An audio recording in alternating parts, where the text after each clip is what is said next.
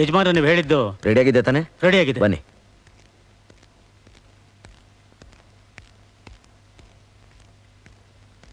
ಏನ್ ಚಂದ್ರಣ್ಣ? ನಮಸ್ಕಾರ ಭಾವ. ಕುತ್ಕೊಳ್ಳಿ. ನಾನು ರಾತ್ರಿ ಬಂದ್ರಿ ಅಂತ ಗೊತ್ತಾಯ್ತು. ಈಗಲೇ ಹೊರಟು ನಿಂತಿದ್ದೀರಂತಲ್ಲ, ಒಂದು 4 ದಿವಸ ಇದ್ಬಿಟ್ಟು ಹೋಗೋದಾಗಿತ್ತು.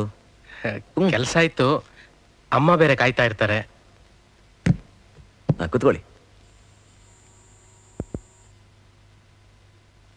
ಜ್ಯೋತಿ,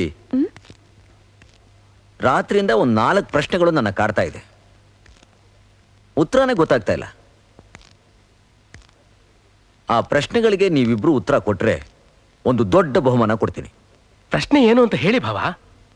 ಹೇಳ್ರಿ. ನನ್ನ ಮೊದಲನೇ ಪ್ರಶ್ನೆ, ತೀರ್ಸಕ್ಕಾಗದೇ ಇರೋ ಋಣ ಯಾವುದು? ಅಣ್ಣ, ಏನಣ್ಣ? ಹಾ, ತವರು ಮನೆ ಋಣ. ದಾನದಲ್ಲೇ ಅತಿ ಶ್ರೇಷ್ಠವಾದ ದಾನ?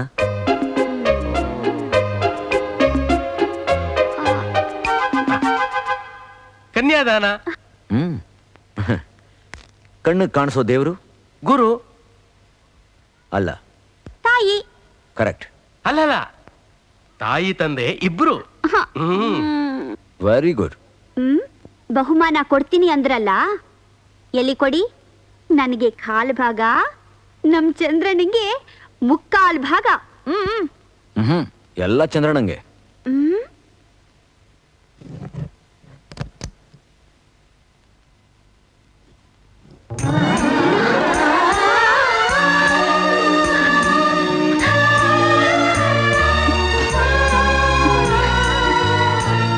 ನೀವೇ ಕೊಡಿ.